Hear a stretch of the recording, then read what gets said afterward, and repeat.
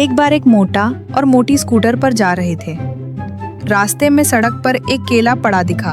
मोटा तुरंत स्कूटर रोका और बोला, अरे केला, और उसे उठाने ही लगा।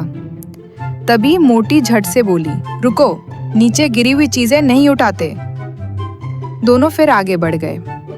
थोड़ी देर बाद सड़क पर एक सेब पड़ा मिला। मोटा फिर रुका और उठाने लगा।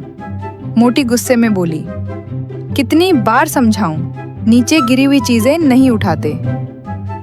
इतने में अचानक पीछे से एक तेज ट्रक आया। मोटे ने जोर से ब्रेक लगाया और मोटी उड़कर सीधे गंदे नाले में जा गिरी। वो चिल्लाई, अरे मुझे उठाओ, मुझे उठाओ। मोटा बड़ी शांति से बोला, अरे भाई, खुद ही तो कहती थी नीचे गिरी हुई चीजें नहीं उठाते। नई नई जादुई कहानियाँ हर दिन, तो जल्दी से मैजिकल स्टोरीज को सब्सक्राइब करें। शुक्रिया।